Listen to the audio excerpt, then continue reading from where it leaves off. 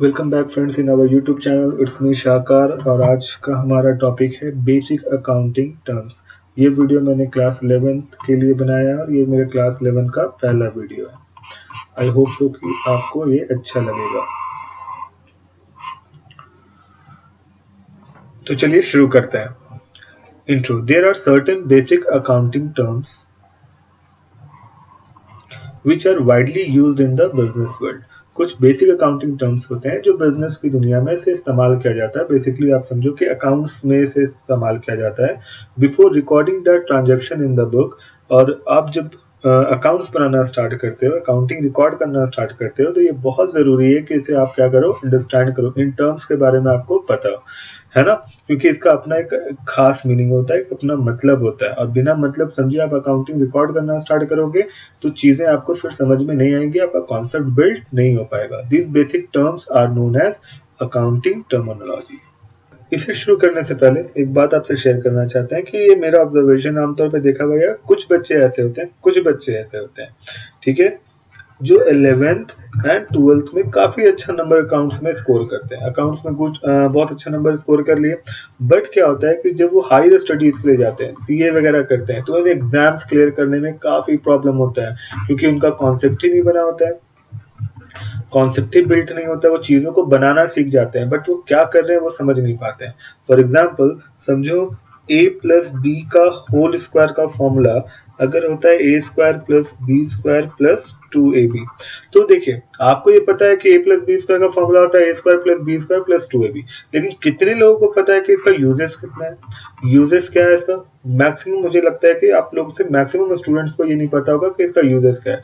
और जब आपको पता ही नहीं कि इसका यूज क्या है, तो आपका ये सीखना बेकार हो गया, आप अपने डेली लाइफ में कभी इसे इस्तेमाल ही नहीं कर सकते। तो इसका सीखने का क्या मतलब है। उसी तरीके से अकाउंटिंग बनाना तो इम्पोर्टेंट है, बट आप क्या कर रहे हो, उसका यूज कहाँ है, ये जानना भी बहुत जरूरी है। कॉन्सेप्ट बिल्ड होना बहुत जरूरी है। बिना कॉन्सेप्ट की चीजों को बिना कॉन्सेप्ट बिल्ड किए अगर आप अकाउंटिंग बनाना स्टार्ट करोगे तो बनाने तो सीख जाओगे, बट आपको फ्यूचर में काफी ज्यादा प्रॉब्लम होगा और फिर उतना इंटरेस्ट भी नहीं लगेगा, मजा भी नहीं आएगा अकाउंटिंग बनाने का। क्योंकि अकाउंटिंग ऑल्दो बहुत ही इंटरेस्टिंग सब्जेक्ट है और इसे बनाने में बहुत मजा भी आता है। तो चलिए बाय वन इस टर्म को समझने की कोशिश करते हैं कि बेसिक अकाउंटिंग टर्म्स क्या होते हैं। सबसे पहला जो है हमारा बेसिक अकाउंटिंग टर्म्स में वो है बिजनेस ट्रांजैक्शन। बिजनेस ट्रांजैक्शन किसे कहते हैं? Economic activity that affects the financial position. वैसा एक्टिविटी जो बिजनेस के फाइनेंशियल पोजीशन को फाइनेंशियली इफेक्ट करता है, उसे हम लोग क्या कहते हैं? बेसिक बिजनेस ट्रांजैक्शन कहते हैं। अब ट्रांजैक्शन का मतलब समझते हैं। ट्रांजैक्शन का मतलब होता है लेन देन। वैसा लेन देन जिसको हम लोग किस में मेजर कर सकते हैं? जिसको हम लोग मेजर कर सकते हैं मनी में, ठीक है, उसे हम लोग क्या कहते हैं? Business transaction. तो आपको सिंपल से कॉन्सेप्ट को याद रखना है, वैसा लेन देन जिसे मनी में मेजर कर पाना पॉसिबल है वो आपका बिजनेस ट्रांजैक्शन है। और जिन चीजों को मनी में, पैसे में मेजर कर पाना पॉसिबल नहीं है, जिसमें पैसे इन्वॉल्व नहीं होते, जिसमें मनी इन्वॉल्व नहीं होता है, उसे हम लोग बिजनेस ट्रांजैक्शन नहीं करते हैं, कहते हैं। ऑल्दो वो कंपनी के लिए कितना ही इंपॉर्टेंट क्यों ना हो, बट वो बिजनेस ट्रांजैक्शन नहीं कहलाएगा। फॉर एग्जाम्पल किसी को सजेशन देना, आपके सजेशन देने से किसी का लाइफ ठीक हो जाता है या कंपनी को बहुत ज्यादा प्रॉफिट हो जाता है, उस कंडीशन में भी आपके सजेशन के देने को मनी में मेजर कर पाना पॉसिबल नहीं है। इस वजह से ये सजेशन देना बिजनेस ट्रांजैक्शन में नहीं आएगा। ऑल्दो ये बिजनेस के लिए इंपॉर्टेंट है, लेकिन ये जो सजेशन आप दे रहे हो उसको पैसे में मेजर करवाना पॉसिबल ही नहीं। आप 5 रुपए का सजेशन दिए, ये बोलना पॉसिबल है क्या? ये सही लगता है कि 50,000 का सजेशन दिए? सजेशन देने को पैसे में मेजर कर पाना पॉसिबल नहीं है, इसलिए ये बिजनेस ट्रांजैक्शन में नहीं आता। उसी तरीके से आपका मोटिवेशनल लेक्चर, आपके मोटिवेशनल लेक्चर से, एक मैनेजर के मोटिवेशनल लेक्चर से कंपनी को करोड़ों का प्रॉफिट हुआ, उसने करोड़ों जनरेट कर दिए मोटिवेट करके। ऑब्वियस सी बात है, अगर आप अपने एम्प्लॉय को मोटिवेट करते हो तो एम्प्लॉय दिल लगा के काम करेंगे और उससे कंपनी को करोड़ों का फायदा हो गया। उस कंडीशन में भी आपके मोटिवेशनल लेक्चर को, आप जिस बंदे को मोटिवेट कर रहे हो, आप कंपनी के एम्प्लॉयज को मोटिवेट कर रहे हो, उस मोटिवेट करने को मनी में मेजर करना पॉसिबल नहीं है। इस वजह से ये बिजनेस ट्रांजैक्शन में नहीं आता है। आई होप सो पहला पॉइंट आपका क्लियर हो गया होगा कि बिजनेस ट्रांजैक्शन किसे कहते हैं। वैसा ट्रांजैक्शन, वैसा activity that affect the financial position और which can be measure in the terms of money, that one is known as business transaction. अब हमारा सेकंड पॉइंट अब हमारा जो सेकंड पॉइंट आता है वो है हमारा वाउचर्स। वाउचर्स किसे कहते हैं? तो जो भी बिजनेस ट्रांजैक्शन होते हैं वो सबसे पहले फर्स्टली कहाँ रिकॉर्ड किए जाते हैं? सबसे पहले फर्स्टली कहाँ रिकॉर्ड किए जाते हैं? वाउचर्स में रिकॉर्ड किए जाते हैं। तो बिजनेस ट्रांजैक्शन को सबसे पहले कहाँ रिकॉर्ड किया जाता है? वाउचर्स में रिकॉर्ड किया जाता है। ध्यान रखना है, ये है क्या? ये एक तरह का एविडेंस है। एविडेंस है। मेरे स्पेलिंग थोड़े रॉन्ग होते हैं तो आप उस पर ध्यान मत देना, ठीक है? आप कॉन्सेप्ट पे ध्यान दो, मैं क्या बताने की कोशिश कर रहा हूँ, ठीक है? तो वाउचर्स क्या है? सबसे पहले जो बिजनेस ट्रांजैक्शन होते हैं वो वाउचर्स में रिकॉर्ड किए जाते हैं। ये होता क्या है? ये ट्रांजैक्शंस का एविडेंस होता है, यानी कि सबूत होता है। आप जो भी चीजें रिकॉर्ड कर रहे हो उसका सबूत तो चाहिए ना, कि आप क्या चीजें ले रहे हो, क्या चीजें दे रहे हो, बिजनेस में क्या चीजें आ रही है, क्या चीजें जा रही है, उनके रिकॉर्ड्स होने तो जरूरी है। तो वो रिकॉर्ड्स जो होते हैं वो क्या होते हैं? वाउचर्स कहलाते हैं, एविडेंस होते हैं। अब देखो वाउचर्स कितने तरीके का होता है? वाउचर्स वाउचर्स दो तरीके के होते हैं। वाउचर्स दो तरीके के होते हैं। एक आपका होता है सोर्स वाउचर, सोर्स वाउचर, और आपका second voucher type of voucher होता है अकाउंटिंग वाउचर्स, ठीक है? Source voucher and second one is your accounting voucher. Accounting voucher का आप यहाँ पर मैंने पिक्स डाला है, आप देखो। कैश वाउचर होता है, अकाउंटिंग वाउचर में आता है। नॉन कैश वाउचर आता है, नॉन कैश वाउचर में ट्रांसफर वाउचर आता है, सपोर्टिंग वाउचर्स आते हैं। और वाउचर का एक फोटो भी आप देख पा रहे हो यहाँ पर, डेबिट वाउचर, ठीक है? डेबिट वाउचर का जो पिक्चर है आप यहाँ से देख के आप इसे ऑब्जर्व कर सकते हो और समझ सकते हो किस तरीके का होता है। अब सोर्स वाउचर क्या होता है? देखिए, सबसे पहले जो ट्रांजैक्शन आप करते हो, कोई भी लेन देन करते हो, आप मार्केट जाके कोई सामान खरीद रहे हो, किसी को पेमेंट कर रहे हो, किसी से पैसा रिसीव कर रहे हो, तो वो जो सबसे पहले वो जो सोर्स होता है जिसके थ्रू आप कर रहे हो वो कहलाता है आपका सोर्स वाउचर। फॉर एग्जाम्पल, आप किसी को पैसा पेड कर रहे हो, तो किसके थ्रू पेड करोगे पैसा? चेक के थ्रू। ऑब्वियस सी बात है, आपको रिकॉर्डिंग करना है, सबूत तो चाहिए, तो आप चेक के थ्रू पेमेंट करते हो, तो ये आपका जो चेक होगा वो आपका क्या कहलाएगा? Source voucher. उसी तरीके से मार्केट से आप कोई सामान खरीदते हो तो आपको क्या मिलता है? बिल होता है। ये एविडेंस होता है आपको। आपका आप मार्केट से कुछ भी सामान खरीदोगे तो ऑब्वियस सी बात है कि एविडेंस के तौर पे आपको क्या मिलेगा? बिल मिलेगा। कैश आप पेड कर रहे हो, कैश देके सामान ले रहे हो, तो आपको क्या मिलता है? कैश मेमो मिलता है। तो ये सब सारी चीजें क्या है? एविडेंस है, जो सबसे पहले आपको रिसीव की जाती है, सबसे पहले इसमें रिकॉर्ड किया जाता है कोई भी ट्रांजेक्शन। अब इन बिल के मदद से, इन चेक के मदद से और कैश मेमो की मदद से हम लोग इन चीजों को कहाँ फिर रिकॉर्ड करते हैं? अकाउंटिंग वाउचर्स में रिकॉर्ड करते हैं। और फिर आप फर्दर ट्रांजैक्शन, फिर फर्दरली उससे लेजर बनता है, उसकी मदद से फिर ट्रायल बैलेंस आपकी बनाई जाती है। तो सबसे पहले जो ट्रांजैक्शन होते हैं वो कहाँ रिकॉर्ड किए जाते हैं? सोर्स वाउचर में। सोर्स वाउचर किस टाइप का हो सकता है? चेक हो सकता है, बिल हो सकता है, कैश मेमो हो सकता है ना? और इन सब के सोर्स वाउचर की मदद से फिर हम लोग क्या बनाते हैं? Accounting voucher. ऑल्दो ये एक बहुत ही वास्ट टॉपिक और इंटरेस्टिंग टॉपिक है। आपको इसके रिगार्डिंग एक्स्ट्रा नॉलेज चाहिए होगा तो आप मुझे कमेंट सेक्शन में बताना, मैं इसके रिगार्डिंग एक अलग से वीडियो मैं बनाने की कोशिश करूंगा, बना के फिर यूट्यूब में डाल दूंगा, ठीक है? तो फिर हमारा थर्ड जो टॉपिक है वो है कैपिटल। ये बहुत ही इंपॉर्टेंट टॉपिक है। ये कैपिटल, कैपिटल क्या होता है? देखिए, the amount, it is the total amount invested by the owner और प्रोप्राइटर इन द बिजनेस। ये टोटल पैसा जो बिजनेस के ओनर और बिजनेस के प्रोप्राइटर जो बिजनेस में लगाते हैं उसे हम लोग कहते हैं कैपिटल। अच्छा, इससे पहले आप ये समझो, दो वर्ड आप देख रहे हो यहाँ पर, ओनर किसे कहते हैं और प्रोप्राइटर किसे कहते हैं, ये भी जानना जरूरी। देखिए, बिजनेस के ओनर कोई भी हो सकते हैं, जो भी बिजनेस में इन्वेस्ट करते हैं बाद में ओनर बाद में भी बन सकते हैं। फॉर एग्जाम्पल कि ये दो कैरेक्टर है, राइट? ये हो गया जैक, हमारा कैरेक्टर जो जैक होता है, दूसरा कैरेक्टर हमारा क्या है? टॉम है। जैक एंड टॉम ने क्या किया? बिजनेस को स्टार्ट किया और बिजनेस को वो कैरी ऑन करते गए। आफ्टर 10 ईयर्स इन्हें लगता है कि इन्हें कुछ और पैसे की जरूरत है और इसलिए डिसाइड करते हैं कि बिजनेस में क्या बनाना चाहिए? उन्हें पार्टनर बनाना चाहिए। ये लोग क्या करते हैं? 10 ईयर्स के बाद बिजनेस में एक पार्टनर को रखते हैं जिसका नाम है रामू, ठीक है? तो आप समझ पा रहे हैं कि दो कैरेक्टर था, जैक एंड टॉम ने क्या किया? एक बिजनेस में दोनों ने मिलकर बिजनेस को स्टार्ट किया और 10 इयर्स के बाद उन्हें लगता है कि बिजनेस को और एक्सपैंड करनी चाहिए और उसके लिए इसे काफी पैसे की जरूरत है। तो फाइनली उन्होंने एक और पार्टनर रखने का सोचा जिसका नाम है रामू। तो यहाँ पर रामू जो है वो क्या हो गया, ओनर हो गया। जैक एंड टॉम भी क्या हो सकते हैं, ओनर हो सकते हैं। ठीक है, तो जो जो बिजनेस के मालिक है, पहले जैक एंड टॉम बिजनेस के मालिक थे तो उन्हें ओनर कह दिए।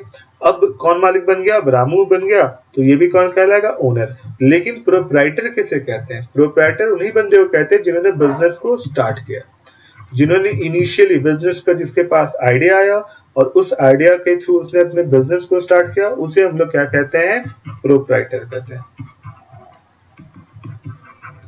उन्हें हम लोग क्या कहते हैं, प्रोप्राइटर कहते हैं। तो बातें यहाँ तक समझ में आ गई आपको, प्रोप्राइटर और ओनर में क्या डिफरेंस है। ओनर बिजनेस का कोई भी हो सकता है, जो 5 साल बाद 6 साल बाद भी बिजनेस का अगर वो मालिक बनता है या बिजनेस में वो इन्वॉल्व होता है तो वो बिजनेस का ओनर कहलाएगा। लेकिन प्रोप्राइटर हम उन्हें ही कहते हैं जिन्होंने बिजनेस को स्टार्ट किया, इनिशियली जिन्होंने बिजनेस को स्टार्ट किया है वो प्रोप्राइटर है। ठीक है, जैसे आप रिलायंस, एक और एग्जांपल से समझो, आप रिलायंस कंपनी को किसने स्टार्ट किया, रिलायंस कंपनी को स्टार्ट किया धीरू भाई अंबानी ने स्टार्ट किया। तो ये बिजनेस के लिए क्या हो गए, ये बिजनेस के प्रोप्राइटर हो गए। अब आप इसके शेयर खरीद लो या हम इसके शेयर खरीद लें या कोई भी बंदा जो इस कंपनी के शेयर को खरीदता है वो बिजनेस का क्या हो जाएगा, ओनर हो जाएगा, वो भी बिजनेस का हिस्सेदार हो जाएगा। शेयर का मतलब होता है हिस्सेदारी। अगर आप उस बिजनेस में हिस्सेदारी खरीदते हो तो आप उस बिजनेस के क्या कहलाओगे, ओनर कहलाओगे। लेकिन आपको प्रोप्राइटर नहीं बोला जा सकता क्योंकि आपने बिजनेस को स्टार्ट नहीं किया है। जिसने बिजनेस को स्टार्ट किया है उसे हम लोग क्या कहते हैं, प्रोप्राइटर कहते हैं। अब कैपिटल के बारे में समझते हैं। कैपिटल किसे कहते हैं, जैसे कि मैंने एग्जांपल लिया था अपना जैक का और टॉम का। जैक एंड टॉम ने ये डिसाइड किया कि उन्हें क्या करना है, बिजनेस स्टार्ट करना है। तो ऑब्वियस सी बात है कि बिजनेस को कैरी ऑन करने के लिए, बिजनेस को चलाने के लिए हमें किन चीजों की जरूरत पड़ती है, मनी की, पैसे की जरूरत होती है। तो जो बिजनेस के ओनर या बिजनेस के प्रोप्राइटर जो बिजनेस में पैसा इन्वेस्ट करते हैं, जो पैसा, जो मनी वो इन्वेस्ट करते हैं बिजनेस को चलाने के लिए, वो पैसा जो होता है, वो मनी जो कहलाता है, वो क्या कहलाता है, आपका कैपिटल कहलाता है। इसे हिंदी में हम लोग कहते हैं पूंजी। इसे बिजनेस में क्या कहा जाता है, पूंजी कहा जाता है। तो ठीक है, जो बिजनेस के मालिक ने बिजनेस में जो पैसा लगाया वो बिजनेस का कैपिटल कहलाता है। ध्यान रखिएगा, मालिक ने जो पैसा लगाया वो कैपिटल कहलाता है। ठीक है, कोई और बंदे ने पैसा लगाया है और वो जरूरी नहीं है कि कैपिटल हो, वो लोन के फॉर्म में भी हो सकता है। उसने, किसी और बंदे ने बिजनेस को पैसा दिया तो वो लोन भी हो सकता है।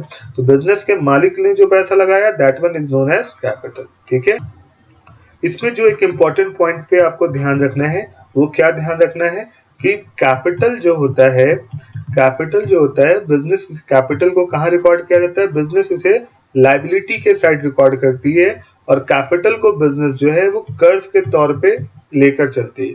अगर बिजनेस के ओनर ने बिजनेस में पैसा लगाया तो बिजनेस उसे क्या ट्रीट करती है, उसे कर्ज ट्रीट करेगी, यानी कि एक तरह का लाइबिलिटी वो ट्रीट करती है और उसे कहाँ रिकॉर्ड किया जाता है, आपके लाइबिलिटी के साइड में।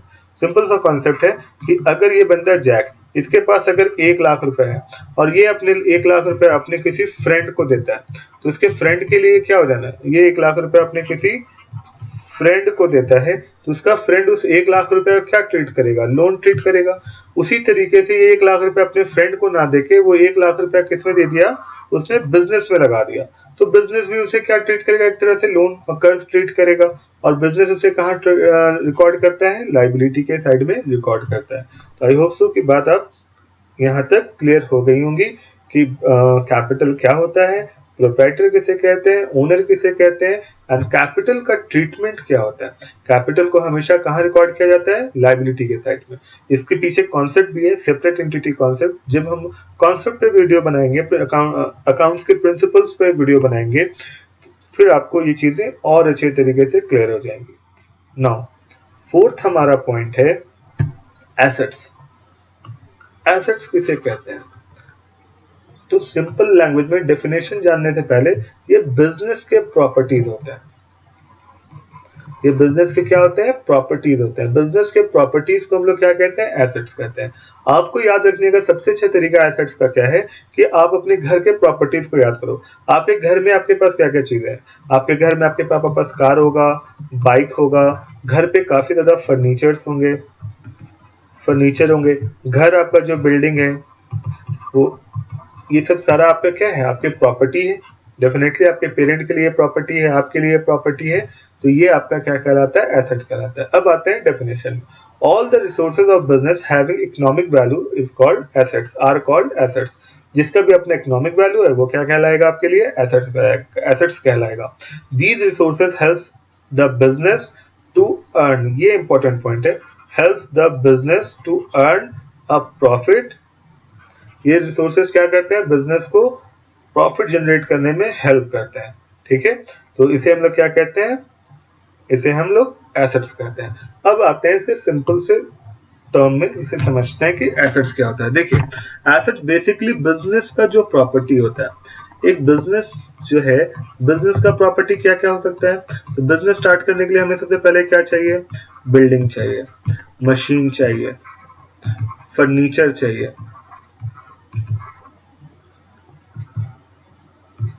फर्नीचर चाहिए, हमें क्या चाहिए, कैश चाहिए। ठीक है, हमें क्या चाहिए, स्टॉक्स चाहिए, यानी कि गुड्स चाहिए जिसे हम लोग बेचेंगे और खरीदेंगे। तो एक बिजनेस का प्रॉपर्टी क्या हो सकता है, आप किसी भी दुकान में जाओ उसके प्रॉपर्टीज को आप देखोगे तो यही सब चीजें आपको दिखेंगी। तो बिजनेस के प्रॉपर्टी को हम लोग क्या कहते हैं, एसेट कहते हैं। ठीक है, अब एसेट का फीचर क्या है, देखिए एसेट्स जो होता है वो बिजनेस को डायरेक्टली प्रॉफिट अर्न करके देता है। डायरेक्टली वो क्या कर अर्न करने के देता है, प्रॉफिट जनरेट करके देता है। फॉर एग्जांपल, आप गुड्स बेच के क्या कमाते हो, सीधा आप क्या जनरेट करते हो, प्रॉफिट जनरेट करते हो। तो एसेट्स बिजनेस को डायरेक्टली प्रॉफिट अर्न करके देता है या हेल्प करता है। हेल्प करता है क्या कमाने में, प्रॉफिट कमाने में हेल्प करता है। तो या तो एसेट्स आप डायरेक्टली प्रॉफिट कमाते हो या एसेट्स के हेल्प लेकर प्रॉफिट कमाते हो। जैसे गुड्स वगैरह, गुड्स को आप बेचते हो और डायरेक्टली आपके पास प्रॉफिट आता है। या मशीन का एग्जांपल हो, मशीन से आप डायरेक्टली मशीन को बेच कर प्रॉफिट नहीं कमाते हो, बट मशीन का आप हेल्प लेते हो गुड्स बनाने में, मशीन के हेल्प से आप गुड्स बनाते हो और फिर उस गुड्स से आप क्या करते हो, प्रॉफिट जनरेट करते हो। तो जो मशीन है आपको क्या कर रहा है, एक तरह से हेल्प कर रहा है प्रॉफिट जनरेट करने में। तो एसेट का डेफिनेशन आई होप सो आपको समझ में आ गया होगा। बिजनेस के प्रॉपर्टीज को हम लोग एसेट कहते हैं। दूसरा जो इंपॉर्टेंट पॉइंट आपको ध्यान रखना है, वो क्या ध्यान रखना है कि या तो ये प्रॉफिट जनरेट करके देगा, एसेट से हम लोग डायरेक्टली प्रॉफिट जनरेट करेंगे, या ये प्रॉफिट कमाने में, प्रॉफिट जनरेट करने में क्या करेगा, हेल्प करेगा। ठीक है, आई होप सो कि आपको समझ में चीजें आ गई होंगी। अब हम लोगों को पढ़ना है कि एसेट्स कितने तरीके का होता है। ठीक है, तो एसेट्स को फर्दरली दो भाग में डिवाइड किया गया है। यहाँ पर हम लोग डायग्राम में देख सकते हैं। आपके लिए हम पहले डायग्राम बना देते हैं। इसके लिए हम एक प्रॉपर डायग्राम बना देते हैं जिससे कि आप प्रॉपर वे में समझ पाएंगे। एसेट्स को कितने भाग में डिवाइड किया गया, सबसे पहला तो है आपका करेंट एसेट्स। ठीक है, और आपका दूसरा जो एसेट का नाम है वो होता है non current assets. Non current assets को ही हम लोग क्या कहते हैं, फिक्स्ड एसेट्स कहते हैं। नॉन करेंट एसेट्स का दूसरा नाम होता है फिक्स्ड एसेट्स। अब करेंट एसेट्स किसे कहा जाता है, इसे डिटेल में समझते हैं। सबसे पहला, करेंट एसेट्स वैसे प्रॉपर्टी कहते हैं जिसे कन्वर्ट करना आसान है, जिसे कन्वर्ट कर लेते हैं हम लोग with in 1 year. With in 1 year, 1 साल में जिसे हम लोग कन्वर्ट कर लेते हैं। किस चीज में कन्वर्ट कर लेते हैं, कैश में कन्वर्ट कर लेते हैं। हर वो प्रॉपर्टी या हर वो थिंग जिसे हम लोग 1 ईयर में कैश में कन्वर्ट कर लेंगे, वो आपके लिए क्या है, करंट एसेट्स है। दूसरा, जिसको हम लोगों ने खरीदा ही है, किस पर्पस के लिए, सेल्स पर्पस के लिए, जिसे हम लोग बेचने के मकसद से जिसे हम लोगों ने खरीदा है, वो हमारा क्या होता है, करंट एसेट्स। जैसे फर्नीचर के दुकान में आप जाते हो तो फर्नीचर के शॉप में आप क्या देखोगे, फर्नीचर के शॉप में आप देखोगे वो बेचने के लिए क्या खरीदते हैं, बेड्स मिलता है वहां पर, सोफा आप देखोगे वहां पर सोफा लगा हुआ है, डाइनिंग टेबल लगा रहता है। तो ये सब चीजें उसने रखने के लिए नहीं रखी है, खरीदी है, ये सब चीजें उसने बनाया है बेचने के लिए। ठीक है, तो हर वो चीज जो बेचने के पर्पज से है, ये उसके लिए क्या हो जाना है, करंट एसेट्स हो जाना है। ठीक है, तो आई होप सो कि करंट एसेट्स के बारे में दो इंपॉर्टेंट बातें आपको क्या ध्यान रखनी है, आपको समझ में आ गया होगा। करंट एसेट किसे कहते हैं, जिसे 1 साल के अंदर कैश में कन्वर्ट किया जा सके, वो आपका करंट एसेट्स है। और जिसे बेचने के पर्पज से हम लोगों ने लिया है, वो हमारे लिए क्या है, करंट एसेट्स। आप राशन के दुकान में आप सब कोई जाते होगे, तो आप अपने घर के जब आसपास के दुकान में विजिट करते हो, राशन वाले दुकान में, तो वहाँ चिप्स होता है, वहाँ कोल्ड ड्रिंक्स होते हैं, वहाँ टॉफी होते हैं, बिस्किट्स होते हैं, तो वो सब सारी चीजें उसने खरीद के लाया है बेचने के लिए। तो वो सब सारी चीजें क्या है, करंट एसेट्स है। और वो सब 1 साल के अंदर से बेच के वो क्या करेगा, कैश में कन्वर्ट कर लेगा। Non current assets and fixed assets किसे कहते हैं?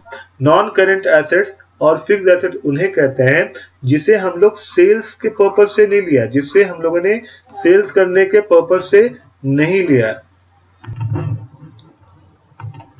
ये बिजनेस के साथ लॉन्ग टर्म के लिए जुड़ी रहेंगी, लंबे समय के लिए जुड़ी रहेंगी, टर्म के लिए जुड़ी रहेंगी और बिजनेस को प्रॉफिट अर्न करने में हेल्प करेगी। प्रॉफिट अर्न करने में क्या करेगी, सॉरी स्पेलिंग ज्यादा गड़बड़ हो रहा है, अर्न करने में क्या करेगी, हेल्प करेगी। उसे क्या कहते हैं हम लोग?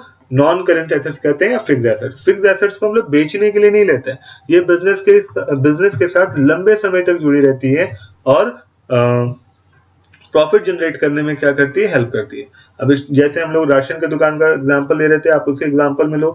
तो अगर आप राशन के दुकान में आसपास के घर के आसपास के राशन के दुकान में आप जाते हो तो वहां पर आप देखते हो वेट, उस दुकान में क्या लगा होता है, वेट, तराजू लगा होता है, काउंटर होता है, ठीक है। तो ये सब चीजें क्या वो सेल करता है? आप राशन की दुकान में कोल्ड ड्रिंक की जगह कभी बोलते हो कि तराजू मुझे खरीदना है या अपना काउंटर कितने बेचोगे? ये उसने बेचने के लिए नहीं लगाया, ठीक है। वो क्या करेंगे, ये काउंटर्स जो है या जो वेट है उसे प्रॉफिट जनरेट करने में हेल्प करेंगे और बिजनेस के साथ लॉन्ग टर्म के लिए जुड़े रहेंगे। उसी तरीके से कंपनी के साथ, कंपनी के फिक्स्ड एसेट्स क्या क्या हो सकते हैं?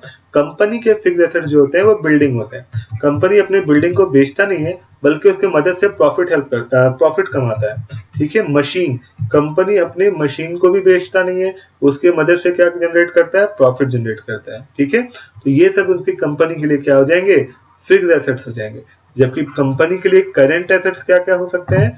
कंपनी के लिए करेंट एसेट्स क्या हो सकते हैं? कैश हो जाएंगे, गुड्स हो सकते हैं जिसको हम लोग स्टॉक कहते हैं, ठीक है, डेटर्स होते हैं। ये सब कंपनी के लिए क्या होते हैं, आपके करेंट एसेट्स होते हैं, जिसे हम लोग एक साल के अंदर कैश में कन्वर्ट कर लेते हैं। आई होप सो कि fixed assets and current assets के बारे में आपको अच्छे से समझ में आ गया होगा। फर्दरली हम लोग समझते हैं कि एसेट्स को दो और कैटेगरीज में डिवाइड किया गया है। वो दो और कैटेगरी कौन कौन से हैं? एक है टैंजिबल और दूसरा है इनटैंजिबल। एसेट्स को दो और पार्ट में डिवाइड किया गया है, टैंजिबल और दूसरा है इनटैंजिबल।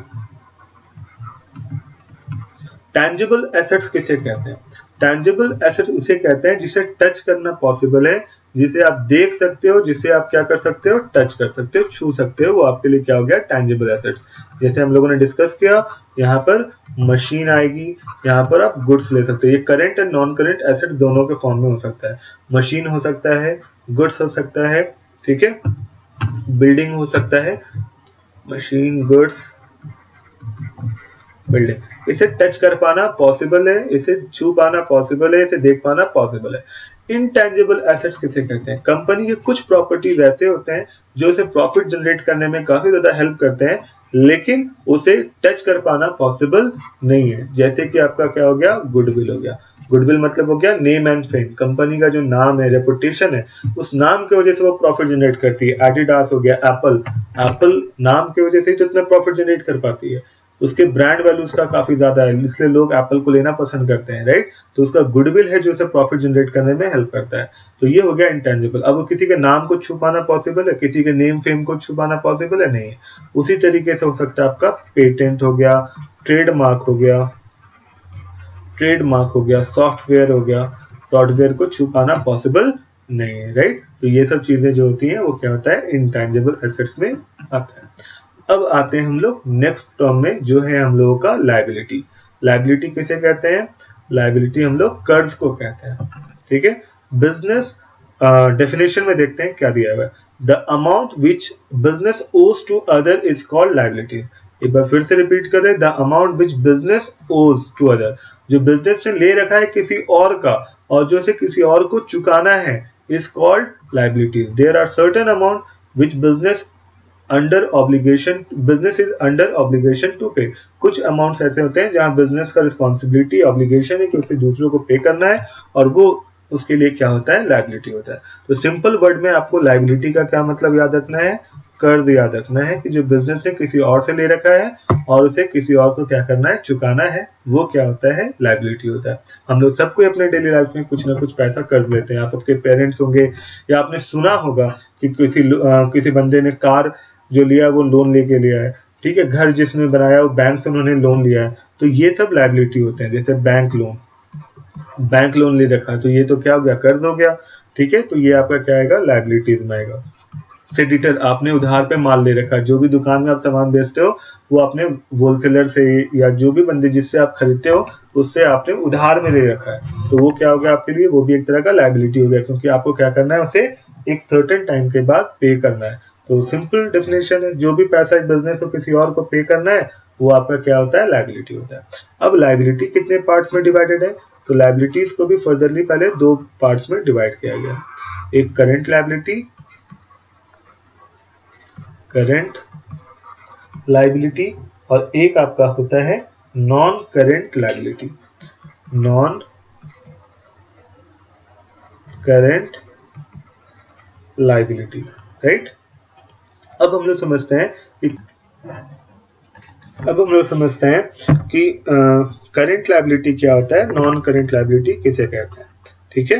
तो करंट लायबिलिटी किसे कहते हैं, करंट लायबिलिटी वैसे कर्ज को कहते हैं विच वी हैव टू पे विद इन 1 ईयर, जो हमें एक साल के अंदर पे करके खत्म करना है। एक साल के अंदर आपको जिस पैसे को आपको देना है वो आपका नॉन करंट लायबिलिटी होता है, सॉरी करंट लायबिलिटी होता है। और नॉन करंट लायबिलिटी किसे कहते हैं, विच वी हैव टू पे इन अ लॉन्ग रन, जिसे हमें लंबे समय में ज्यादा वक्त में पे करना है, means time more than 1 year, more than 1 year, which we have to pay in a long run means more than 1 year। Spelling फिर गलत हो गया, more than 1 ईयर, जिसे हमें एक साल से ज्यादा समय में चुकाना है, मतलब 2 साल 3 साल 4 साल 5 साल में। जैसे हो गया लॉन्ग टर्म लोन्स या बैंक लोन, जब आप कार वगैरह के लिए बैंक लोन लेते हो या घर बनाने के लिए लोन लेते हो तो उसे एक साल के अंदर पे नहीं करते, उसे पे करने में काफी समय लगता है, 5 साल 6 साल 7 साल। उसी तरीके से डिबेंचर्स हो जाते हैं। डिबेंचर्स क्या होते हैं हम लोग बाद में डिस्कस करेंगे वन बाय वन, ठीक है। करंट लायबिलिटी किसे कहते हैं, विच वी हैव टू पे विद इन 1 ईयर, जो एक साल के अंदर हमें क्या करना है, पे करना है, वो आपका क्या होता है, करंट लायबिलिटी होता है। इसमें क्या आ जाएगा, आपका क्रेडिटर्स आ जाएगा। आपने उधार माल ले रखा अपने महाजन से, तो आपको उसे एक साल से ज्यादा का समय तो वो देगा नहीं, आमतौर पे वो 3 मंथ्स का क्रेडिट पीरियड दिया जाता है, ठीक है, 3 मंथ से ज्यादा का नहीं होता है। तो आपने अगर किसी से भी उधार माल ले रखा है तो ज्यादा आपको 1-2 महीना 1-2 हफ्ते का टाइम देता है ना, तो उसे क्या कहते हैं हम लोग, क्रेडिटर्स कहते हैं, और ये हमारा करंट लायबिलिटी। उसी तरीके से बैंक ओवरड्राफ्ट फैसिलिटी जो होता है वो हमारा क्या होता है, करंट लायबिलिटीज के अंदर में आता है, ठीक है। फिर बिल्स पेबल भी हम लोग लिख सकते हैं, बिल्स पेबल, ये फर्दर आपको पता चलेगा कि ये सारी चीजें क्या है, बट सिंपली डेफिनेशन आप एक चीज को क्लियर रखो कि ये सब सारी चीजें, ये कैसे टर्म्स है या ऐसे लायबिलिटीज हैं जो आपको 1 ईयर के अंदर में क्या करना पड़ता है, पे करना पड़ता है। फिर लायबिलिटी को 2 और पार्ट में डिवाइड किया गया है, लायबिलिटीज को 2 और पार्ट में डिवाइड किया गया है। वो 2 और पार्ट्स क्या क्या हो सकते हैं, वो 2 और पार्ट्स हैं, वो 2 पार्ट्स क्या क्या हैं, सबसे पहला आपका है इंटरनल लायबिलिटी, और एक होता है आपका एक्सटर्नल लायबिलिटी, ठीक है। इंटरनल लायबिलिटी किसे कहते हैं, एक्सटर्नल लायबिलिटी किसे कहते हैं, अगर बिजनेस का वैसा कर्ज जो बिजनेस के अंदर के लोगों का बाकी है तो वो है इंटरनल लायबिलिटी कहलाता है। फॉर एग्जांपल कैपिटल, ठीक है, कैपिटल वैसे अमाउंट को कहते हैं जो बिजनेस को तो पे करना है, लेकिन किसे पे करना है, बिजनेसमैन को पे करना है, बिजनेसमैन दैट मीन्स ओनर को पे करना है, ठीक है। और ओनर कौन है, ये बिजनेस का अपना आदमी है जो बिजनेस को चला रहा है ना, तो इस पे कोई बर्डन नहीं है। जब बिजनेस एंड होगा, जब बिजनेस खत्म किया जाएगा या बंद किया जाएगा, तब वो पैसा बिजनेस के ओनर को चुकाया जाना है, तो ये अंदर का कर्ज है। जैसे उसी तरीके से कि आपके घर में भी जो आप देखते हुए कर्ज आप लोग लेते हो, तो कभी कभी क्या होता है, आप अपने आपके पेरेंट ने बैंक से कर्ज ले लिया, तो वो आपके लिए क्या हुआ, एक्सटर्नल, वो बाहर के बंदे से लिया जिसको चुकाना है। और कभी कभी क्या होता है, पापा छोटा मोटा अमाउंट क्या होता है, मम्मी से कर्ज ले लेते हैं, अपने फ्रेंड से कर्ज ले लेते हैं, वो आपका क्या हो जाता है, इंटरनल लायबिलिटी हो जाता है। तो इंटरनल लायबिलिटी किसे कहते हैं, वैसा पैसा जो बिजनेस के अंदर के लोगों को देना है, मतलब ओनर को जो पैसा चुकाना है, वो आपका इंटरनल लायबिलिटी होता है। और एक्सटर्नल लायबिलिटी किसे कहते हैं, जो बाहर के लोगों का बाकी है, फॉर एग्जाम्पल बैंक लोन, ठीक है, ये एक्सटर्नल लायबिलिटी है। ये बैंक के पास पैसा, अगर बैंक से हम लोगों ने पैसा लिया है तो उसे चुकाना है ना, क्रेडिटर। तो ये सब जो आता है आपका किसमें आता है, एक्सटर्नल लायबिलिटी में आता है, ठीक है। तो आपको ध्यान रखना है कि अंदर के लोगों का पैसा बाकी, यानी कि ओनर का पैसा बाकी है, तो वो इंटरनल लायबिलिटी में आएगा। और बाहर के लोगों का पैसा बाकी है, जिसे हम लोग हर हाल में पे करना है, तो वो आपका आएगा एक्सटर्नल लायबिलिटी। ये हर हाल में एक्सटर्नल लायबिलिटीज को आपको पे करना होता है, ठीक है। अब आते हैं हम लोग ड्राइंग पे। ये बड़ा इंटरेस्टिंग टर्म है, ड्राइंग। ड्राइंग किसे कहते हैं,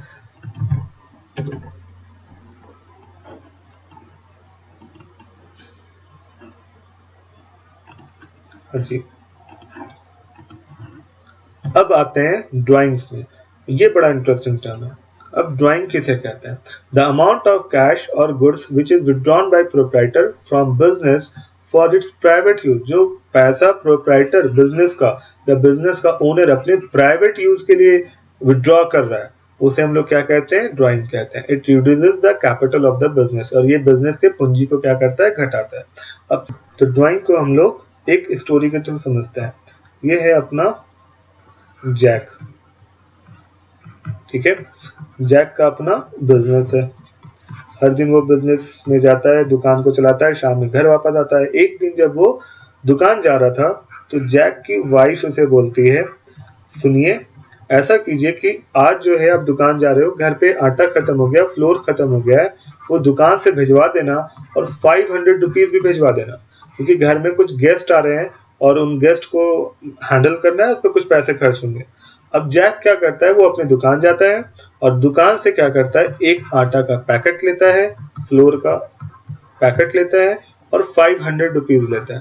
500 रुपीज लेता है और अपने स्टाफ के थ्रू बोलता है कि इसे क्या करके आओ, घर पहुंचा के आओ। तो आप देखो कि ये जो फ्लोर है, आटा का जो पैकेट आप देख पा रहे हो यहाँ पर, ये जो आटा का पैकेट आप देख पा रहे हो यहाँ पर जो है, और ये जो 500 रुपीज का जो नोट है, ये दोनों जैक ने विड्रॉ किया बिजनेस से। और किस पर्पज से, अपने प्राइवेट पर्पज के लिए, अपने पर्सनल यूज के लिए, प्राइवेट पर्पज और पर्सनल यूज के लिए उसने बिजनेस से विड्रॉ किया। अब ये बिजनेस से क्या करेगा, कैपिटल को घटाएगा या नहीं घटाएगा, उसका पूंजी 500 से घट गया, और जो पैसा आटा पे लगा हुआ था, अब ये फ्लोर का पैसा भी रिकवर नहीं होगा। तो ऑब्वियस सी बात है कि ये दोनों क्या किया, बिजनेस के कैपिटल को क्या किया, रिड्यूस किया, ठीक है। और इसे क्या कहते हैं हम लोग, ड्राइंग कहते हैं। तो उम्मीद है कि ये बात आपको अच्छे से समझ में आ गई होगी कि हर वो पैसा जो अगर बिजनेस का मालिक बिजनेस से गुड्स या पैसा विड्रॉ करता है अपने प्राइवेट यूज के लिए या पर्सनल यूज के लिए, तो उसे हम क्या कहते हैं, ड्राइंग कहते हैं। और इसमें इंपॉर्टेंट पॉइंट क्या ध्यान रखना है आपको, इसमें जो इंपॉर्टेंट पॉइंट है ये ध्यान रखना है कि जो ड्राइंग्स होता है वो कैपिटल को क्या करता है, वो कैपिटल को रिड्यूस करता है। ये कैपिटल को क्या करता है, रिड्यूस करता है, ठीक है।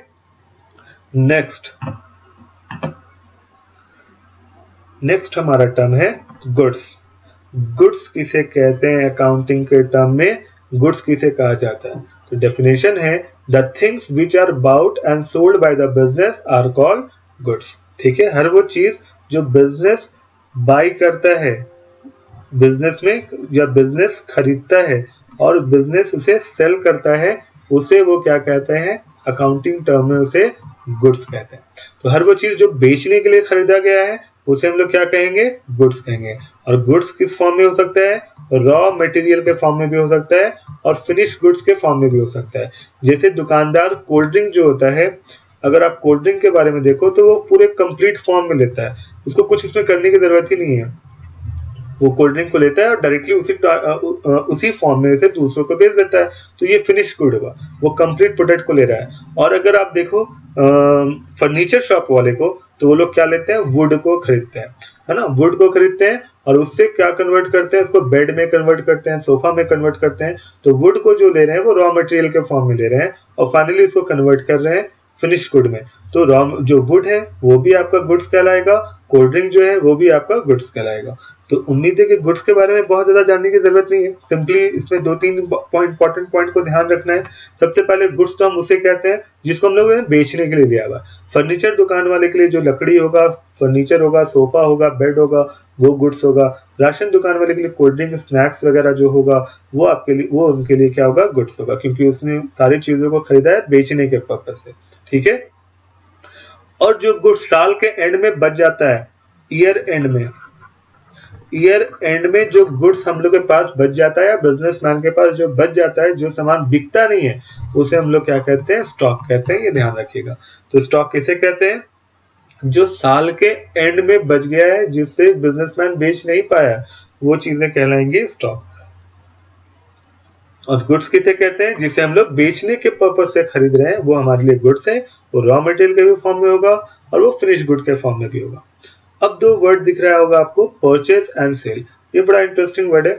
इसे कहाँ यूज करते हैं, ये आने वाले जब अकाउंटिंग आप बनाओगे, जर्नल एंट्रीज बनाओगे, इसमें ये काफी ज्यादा यूज होने वाला है, परचेज एंड सेल। ठीक है। तो गुड्स का नाम ही आपका परचेज है अकाउंटिंग में, एंड गुड्स को ही हम लोग सेल्स के नाम से डिनोट करते हैं। सेल्स भी गुड्स के लिए डिनोट किया जाता है और परचेज भी जो है वो गुड्स के लिए डिनोट करते हो। जब आप सामान को खरीद रहे हो, ठीक है, बाई कर रहे हो, तो उसे हम लोग क्या करते हैं, उसे परचेज के नाम से हम लोग शो करते हैं। और जब हम लोग सामान को सेल करते हैं, बेचते हैं, गुड्स को जब हम लोग सेल करते हैं, तो डायरेक्टली उसे हम लोग क्या नाम से यूज करते हैं, उसके लिए हम लोग सेल्स का नाम यूज करते हैं। अब इसके पीछे का लॉजिक को समझते हैं। अब इसके पीछे का रीजन क्या है कि क्यों गुड्स को हम लोग परचेस कहते हैं, क्यों गुड्स को हम लोग सेल्स कहते हैं। ठीक है। तो इसके पीछे के रीजन को समझते हैं। रीजन ये है कि आप अभी फर्दरली जब अकाउंटिंग में आगे के चैप्टर्स पढ़ोगे तो उसमें एक लेजर अकाउंट बनाना आप सीखोगे। उसमें ये होता है सारे एसेट्स के लिए हम अलग से एक अकाउंट मेंटेन करते हैं, अलग से एक सेपरेट बुक मेंटेन करते हैं, राइट। अगर आप मशीन्स ले रहे हो तो मशीन के लिए अलग बुक मेंटेन करोगे, अगर आप फर्नीचर ले रहे हो तो फर्नीचर के लिए अलग मेंटेन करोगे, बिल्डिंग का अकाउंट अलग मेंटेन होता है। उसी तरीके से सेपरेट सेपरेट हम लोग अकाउंट मेंटेन करते हैं। अब आप गुड्स, अगर जो भी सामान आप बेचने के लिए ले रहे हो, आप सोचो कि बिजनेस में हजारों तरह के प्रोडक्ट्स होते हैं। आप कोई भी राशन दुकान में जाओ, क्योंकि हम लोग राशन दुकान के एग्जांपल्स को इसलिए ले रहे हैं, या लोकेलिटी का एग्जांपल हम लोग इसलिए ले रहे हैं क्योंकि इससे आप अवेयर हो, आप इन चीजों को कनेक्ट कर पाओगे। आप मॉल जाओ, आसपास के हमारे हजारीबाग में एक विशाल मेगा मार्ट है, वहां जाओ, विशाल में जाओ, तो आप देखोगे वहां हजारों तरह के प्रोडक्ट्स हैं। तो आप हर एक प्रोडक्ट्स के लिए कितने अकाउंट को मेंटेन करोगे। आप सोच सकते हो कि 1000 प्रोडक्ट्स हैं, उसके लिए 1000 के अकाउंट मेंटेन करना कि अकाउंटेंट के लिए पॉसिबल है, इतने सारे अकाउंट्स मेंटेन करना पॉसिबल नहीं हो। तो वो सारे गुड्स जिसको उसने बेचने के पर्पज से ले रखा है, उसके लिए वो क्या यूज करता है, एक ही वर्ड को यूज किया जाता है, गुड्स। हर वो चीज इसे बेचने के मकसद से बाय किया गया है, वो क्या है आपके लिए, गुड्स। और अगर आप उसे परचेस कर रहे हो, खरीद रहे हो, बाय कर रहे हो, तो आप उसे परचेस के नाम से डिनोट करते हो, गुड्स को परचेस के नाम से डिनोट करते हो। और अगर आप बेच रहे हो तो गुड्स को हम लोग किसके नाम से डिनोट करते हैं, सेल्स के नाम से। इस तरीके से हमको परचेस के लिए सिर्फ एक अकाउंट बनाना पड़ता है, परचेज के लिए एक अलग से अकाउंट, एक अलग से लेजर बनाने का जरूरत है, एक अलग से बुक मेंटेन करने का जरूरत पड़ता है, और सेल्स के लिए सिर्फ मुझे एक अलग से अकाउंट मेंटेन करने का जरूरत पड़ता है। जितने भी तरह की चीजें आप परचेज कर रहे हो बेचने के पर्पज से, सारे एक ही अकाउंट में मेंटेन होंगे। और जितने भी चीजों को आप बेच रहे हो, चाहे वो different different types of goods हो, उसके लिए सिर्फ एक ही अकाउंट अब मेंटेन होगा। इससे अकाउंट हमारा कन्वीनियंट होता है, इसलिए हम लोग गुड्स को परचेज के नाम से और सेल्स के नाम से डिनोट करते हैं। आई होप सो कि आपको समझ में आ गया होगा। अब हम नेक्स्ट जो हमारा टर्म है वो है डेबिट एंड क्रेडिट। अब हम लोग डेबिट और क्रेडिट को समझेंगे। जब आप अकाउंट मेंटेन करते हो तो अकाउंट्स के दो साइड होते हैं, एक लेफ्ट साइड होता है, एक आपका राइट साइड होता है। लेफ्ट साइड आपका डेबिट कहलाता है, राइट साइड आपका क्रेडिट कहलाता है। डी आर, डेबिट को हम लोग DEBIT, डेबिट का शॉर्ट फॉर्म DR होता है, और क्रेडिट का शॉर्ट फॉर्म जो होता है वो CR होता है। एक मार्क्स में आपको क्वेश्चन पूछे जाते हैं DR का फुल फॉर्म क्या है या CR का फुल फॉर्म क्या है, तो आपको बताना इसमें DR का फुल फॉर्म जो होता है वो कहलाता है डेबिट रिकॉर्ड, डेबिट रिकॉर्ड, और CR का फुल फॉर्म जो होता है वो कहलाता है आपका क्रेडिट रिकॉर्ड, क्रेडिट रिकॉर्ड। ठीक है। दोनों टर्म्स अपोजिटली यूज किए जाते हैं, ठीक है, एंटोनिम्स की तरह यूज किए जाते हैं। अगर डेबिट किसी पॉजिटिव चीज के लिए रिकॉर्ड, डेबिट आप यूज कर रहे हो तो सेम चीज के नेगेटिव पॉइंट के लिए आप माइनस के लिए आप क्या रिकॉर्ड करोगे, क्रेडिट रिकॉर्ड करोगे। ठीक है, किसी भी चीज के प्लस आइटम के लिए अगर आप डेबिट यूज करते हो तो उसी चीज के माइनस आइटम के लिए आप क्रेडिट रिकॉर्ड करोगे, और किसी भी चीज के प्लस आइटम के लिए अगर आप क्रेडिट रिकॉर्ड कर रहे हो तो उसी चीज के माइनस आइटम के लिए आप डेबिट रिकॉर्ड करोगे। तो दोनों जो है एंटोनिम्स है एक दूसरे का। आप मतलब एक तरह से समझ सकते हो, आप बैटरी के टर्मिनल्स जो होते हैं, एक पॉजिटिव होता है एक नेगेटिव होता है, उसी तरीके से डेबिट एंड क्रेडिट का भी इस्तेमाल किया जाता है। ये सिचुएशन पे डिपेंड करता है कि किन चीजों पे प्लस के लिए डेबिट यूज किया जाना है और किन चीजों पे माइनस के लिए डेबिट को इस्तेमाल किया जाना है। आई होप सो कि आपको बेसिक अकाउंटिंग टर्म्स अच्छे से समझ में आ गया होगा। अगर आपको ये वीडियो अच्छा लगा होगा तो आप लाइक करो, शेयर करना मत भूलिएगा, इससे काफी स्टूडेंट्स को काफी फायदा होना है। और अगर आप ये वीडियो में नए हो तो चैनल को सब्सक्राइब कर लीजिएगा और नोटिफिकेशन बेल आइकन प्रेस कर लीजिएगा ताकि नेक्स्ट वीडियो का आपको नोटिफिकेशन टाइम पे मिल सके। ठीक है, नेक्स्ट वीडियो में जो हम लोग डिस्कशन करेंगे वो basic accounting terms part 2 discuss करेंगे। तब तक के लिए टेक केयर, आप अपना ख्याल रखें और अपने फैमिली का ख्याल रखें।